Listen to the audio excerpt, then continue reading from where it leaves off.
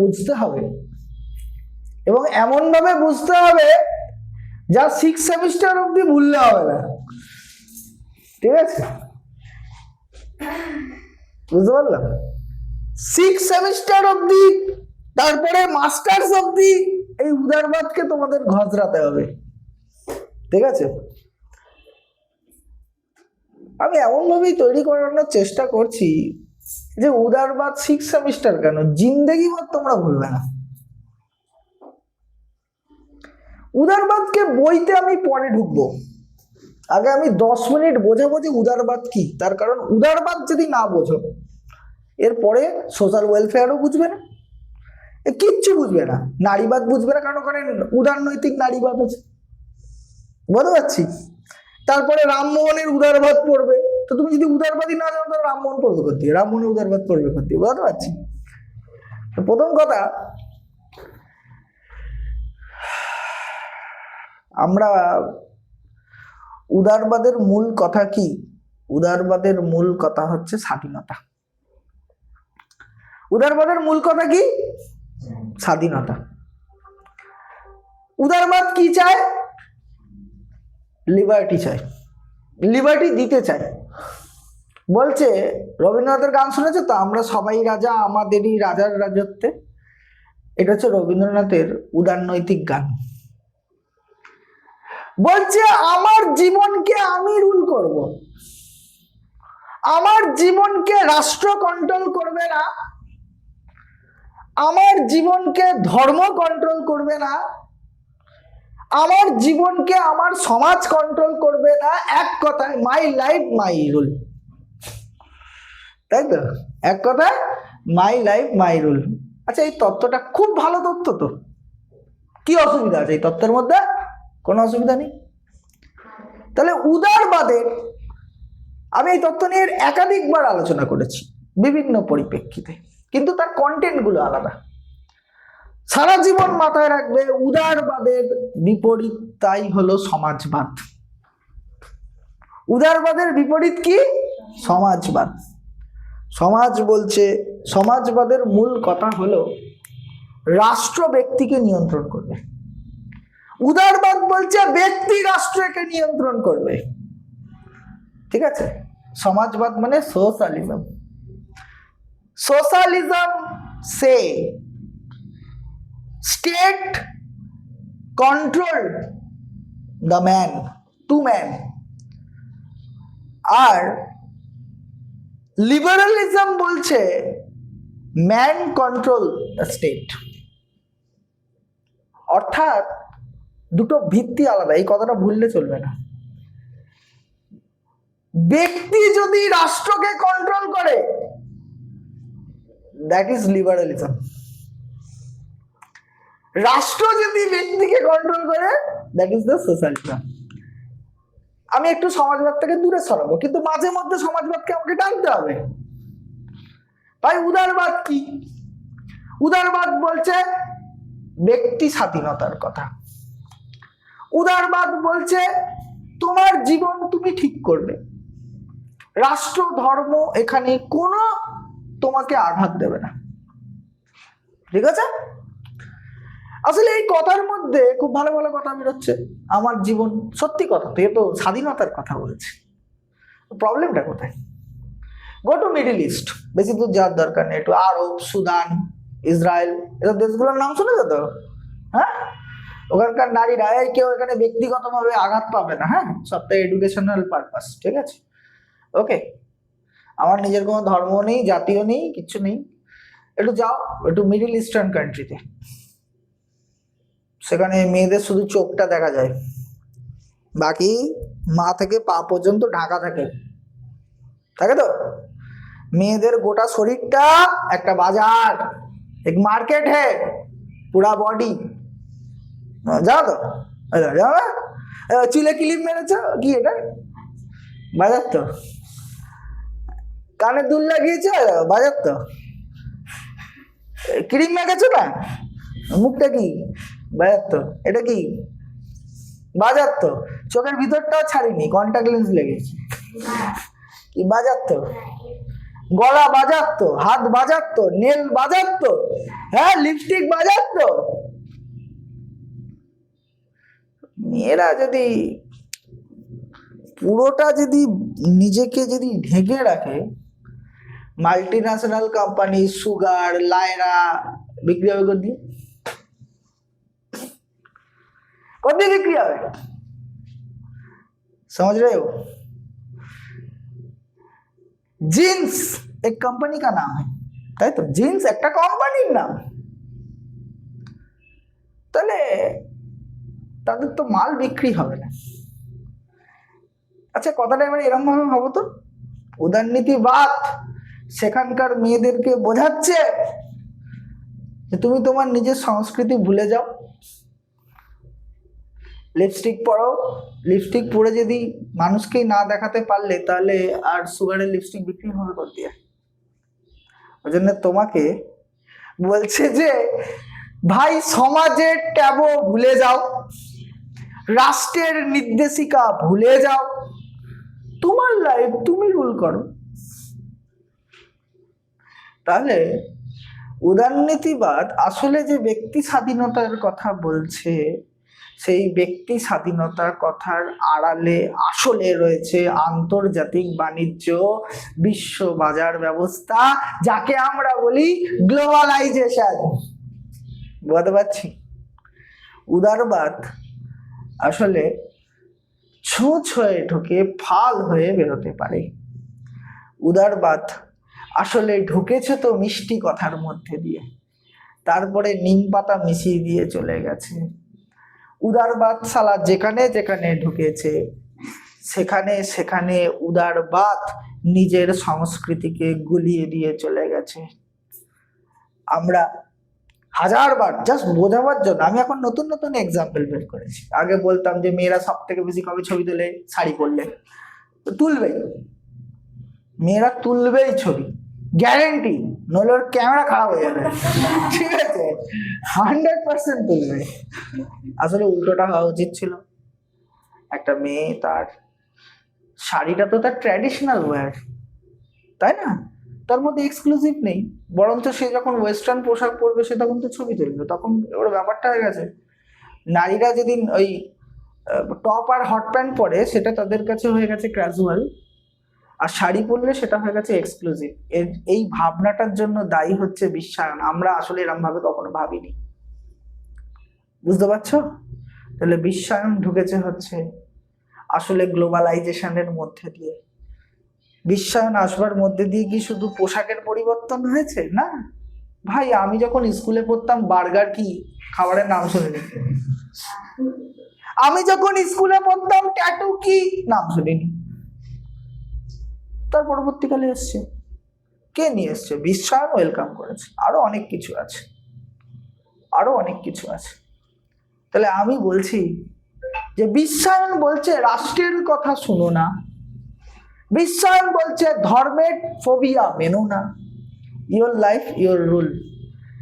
বিশ্বায়ন বলছে self liberal হওয়ার কথা। বিশ্বায়নের মূল কথা সেলফ লিবারাল হওয়া। 50 বার একটা কথা মাথায় রাখবে, বিশ্বায়নের মূল কথা ব্যক্তি স্বাধীনতা, বিশ্বায়নের মূল কথা সরি উদারনীতিবাদটাই বিশ্বায়ন, বিশ্বায়নটাই উদারনীতিবাদ, উদারনীতিবাদের মূল কথা ব্যক্তি স্বাধীনতা, উদারনীতিবাদের মূল কথা ব্যক্তি স্বাধীনতা। এই কথাটা মাথায় রেখে আমি উদারনীতিবাদের পরের স্টেপে যাচ্ছি। তাহলে এগুলো হচ্ছে বিশ্বায়নের ফল। ঠিক আছে, বিশ্বায়ন মানে জানো তো ব্যারিয়ারলেস ইকোনমি। আমি একটা পণ্য বানিয়েছি, তা পৃথিবীর যেখানে আমার মুরদ আছে সেখানে গিয়ে আমি বিক্রি করব, আমাকে কেউ আটকাতে পারবে না। That is the multinational company. কালকে একটা বিখ্যাত খবর বেরিয়েছে, কালকে সম্ভবত আইনসভায় উঠবে। সেটা হচ্ছে যে দেখছিলাম রাত্রিবেলা খেতে খেতে, সেটা হচ্ছে যে বিমা ওপর 100% এফডিআই অর্থাৎ বিদেশি লগ্নি জন্য খুলে দেওয়া হলো। কি হবে? এলআইসি মায়ের ভোগে যাবে। বুঝতে পেরেছো? এখন অব্দি লাইফ ইন্স্যুরেন্সের 70%-এর ওপর অ্যাসেট শুধুমাত্র এলআইসির কাছে আছে। এবারে পুঁজিবাদের নজর পড়েছে, আরে মানুষের লাইফ ইন্স্যুরেন্স তো সব ভারত সরকার খেয়ে নিচ্ছে। এখনো হ্যাঁ, মানে লাইফ তো বেশি নেই, এইচডিএফসি লাইফ আছে, এসবিআই এর লাইফ আছে, আর কয়েকটা লাইফ আছে, কিন্তু লাইফ ইন্স্যুরেন্সটাকে এতদিন আটকে রাখা হয়েছিল। এনিওয়ে, উদারনীতিবাদ, উদারনীতিবাদ হচ্ছে এমন একটা জীবন আদর্শ যা স্বাধীনতাকে গ্রহণ করে। An idea committed to freedom as a method of policy of government, as an organizing principle in society, in the way of life for individual and the community. এই লাইনটা খুব ইম্পর্টেন্ট। পলিটিক্যাল সায়েন্সে বাংলার থেকে যারা সত্যি কথা যারা ইংরেজি ভার্সনে পড়ে তাদের কিন্তু পড়া অনেক সোজা হয়, তাদের লিখতে কম হয়, এটা সত্যি কথা। কিন্তু দুর্ভাগ্যের বিষয় যারা হ্যাবিচুয়াল নয় তাদের ক্ষেত্রে এটা জটিলতা। কিন্তু ইংরেজি দেখবে, ইংরেজি নোট খুব ছোট হয়, অল্প কথায় অনেক কথা বলে দিয়ে চলে যাওয়া যায়। উদারবাদকে আমরা তিনটে ভাগে ভাগ করি। Liberalism are the three types. আমরা ভাগ বলতে এখানে ভাগ বলবো না, স্টেজ। উদারবাদের তিনটে স্টেজ গেছে। এক, classical liberalism, second modern liberalism, third new liberalism. ভালো করে বোঝো। তাহলে উদারবাদ এর তিনটে পর্যায়। উদারবাদ মানে ব্যক্তি স্বাধীনতা। এই ব্যক্তি স্বাধীনতা দিয়ে শুরু হয়েছিল, তার পরবর্তীকালে liberalism are the three tyre, three steps. আমি আবার বলছি, মাথায় রাখো, ক্লাসিক্যাল লিবারালিজম তোমাকে এরকম ভাবে লিখতে হবে। উদারবাদের মূল কথা হচ্ছে ব্যক্তি স্বাধীনতা। উদারবাদ কোনো ধরনের রাষ্ট্রীয় কর্তৃত্ববাদের বিরুদ্ধে, উদারবাদ সব ধরনের রাষ্ট্রীয় কর্তৃত্বের বিরুদ্ধে আলোচনা করে। খালি এইটুকুনি ইন্ট্রোডাকশন লিখে আমাদের চলে যেতে হবে হচ্ছে উদারবাদের পর্যায়গুলো, এটাই আলোচনার বিষয়। উদারবাদ হচ্ছে তিন রকম, আমি একটু আগে বলছিলাম। ক্লাসিক্যাল লিবারালিজম, ইংরেজি নামগুলো মাথায় রাখতে হবে। ক্লাসিক্যালকে অনেকে ধ্রুপদী বলেছে, আবার এই বইতে এখানে বলা হয়েছে সনাতনী, ওর জন্য আমি বললাম যে ইংরেজি নামগুলো একটু ফলো আপ করবে। Number one, classical liberalism. Number two, modern liberalism.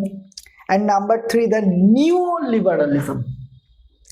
New liberalism already আমাদের পাঠে আলাদা করে দেওয়া হয়েছে, তার কারণ এটা আলাদা করে সিলেবাস করা হয়েছে। তাহলে আমাকে এখানে পড়াতে হবে ক্লাসিক্যাল অ্যান্ড মডার্ন লিবারালিজম। একটু শোনো। প্রথম কথা হচ্ছে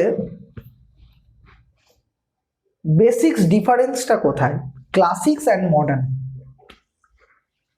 আমাদের এখানে দুটো ক্যাটারিং আছে, একজনের নাম ক্লাসিক্স ক্যাটারিং, একজনের নাম মডার্ন ক্যাটারিং, ঠিক আছে? ক্লাসিক্স আর মডার্নের মধ্যে তফাৎ কোথায়? উদারনীতিবাদ যখন ঢুকেছে তখন তাদের মূল এজেন্ডা কি ছিল জানো? লিবার্টি। ক্লাসিক্স থেকে যখন সেটা মডার্নে কনভার্ট হয়েছে না, তখন কি হয়েছে জানো? লিবার্টির সাথে আরো একটা জিনিস এসছে, সেটা হচ্ছে ইকোনমি। ব্যাপারটা বুঝলে কি বুঝলে না? হ্যাঁ, এটাই তো জানতে চাইছি, যে বুঝতে না পারলে আমার বলতে হবে তো। উদারনীতি যখন ঢুকছে, উদারনীতি কখন ঢুকছে? 80th সেঞ্চুরিতে। উদারনীতি যখন ঢুকছে 80th সেঞ্চুরি, তখন উদারনীতির মূল কথার সাথে কোনো ইকোনমি ছিল না। এই যে আমি বাণিজ্যের কথা বলছিলাম না, বিশ্বায়ন, গ্লোবালাইজেশন, এগুলো ছিল না। গভীরভাবে বোঝার চেষ্টা করো। যখন 1400 থেকে 1800 সাল পর্যন্ত যখন উদারবাদ ছিল, তখন এই উদারবাদের মধ্যে কোনো ধরনের ইকোনমিক্যাল ব্যাপারই ছিল না, শুধু ছিল ব্যক্তি লিবার্টি।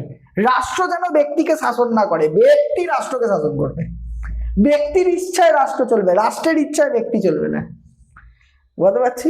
এটা 80th সেঞ্চুরি অব্দি চলেছে। 80th সেঞ্চুরির পর তোমরা জানো একের পর এক দেশ পৃথিবীতে সাম্রাজ্য করতে বেরিয়ে চলে যায়। ইউরোপিয়ান কান্ট্রিগুলো আফ্রিকা, লাতিন আমেরিকা, এশিয়ার যত গরিব দেশ আছে সেখানে কি করতে, ইম্পেরিয়ালিজম করতে বেরিয়ে চলে গেল। এইখান থেকে না পুঁজির ব্যাপারটা চলে এলো। এরপরে উদারনীতিবাদের মধ্যে টাকা পয়সা, অর্থনীতি ঢুকলো। ঠিক আছে, এটা হচ্ছে মডার্ন। আর এই যখন নিওটা পড়াবো তখন নিওটা বলবো। নিওটা তোমরা জানো, আমি একসাথে কম্প্যাক্ট করে বললাম, সেই জন্য নিওটা যখন বলবো তখন নিওটা বলবো, কারণ এর মধ্যে গ্লোবালাইজেশনটা চলে আসছে। আমরা এখন নিও স্টেজে আছি, বুঝতে পেরেছো?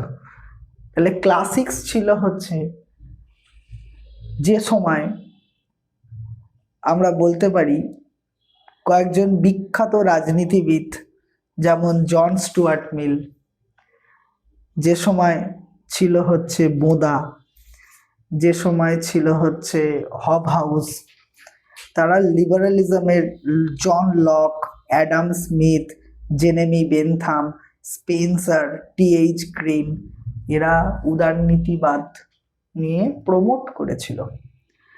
আমি আস্তে আস্তে কেন বলছি, তার কারণ এই ব্যাপারটা এবারে আস্তে আস্তে বুঝতে হবে। রাজনৈতিক মতাদর্শ হিসেবে মূলত জন লকই হচ্ছে উদারবাদের জন্মদাতা। তাহলে আমাদের উদারবাদের জন্মদাতা কে? John Locke. জন লককে তাই বলা হয় founder of liberalism. Who is the founder of liberalism? John Locke. তিনি বলেছেন তার বিষয় ছিল যুক্তিবাদ এবং সম্মতির ভিত্তিতে রাষ্ট্র তৈরি হবে। আসলে জন লক যখন দেখছিল না, তখন দেখছে আরে রাজার কথায় মানুষ চলছে, জনগণের কোনো ইচ্ছা অনিচ্ছার দাম নেই।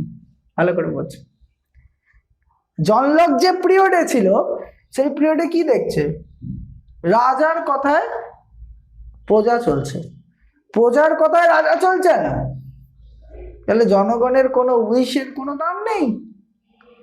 তাহলে তখন জন লক বলেছিল একটা জীবনের জন্য life, liberty and property it's very important. উদারবাদের, ক্লাসিক্যাল উদারবাদের মূল কথা ছিল যা জন লক বলে গেছে, কারণ John Locke founder of the liberty, বলেছে লাইফ, লিবার্টি অ্যান্ড প্রপার্টি।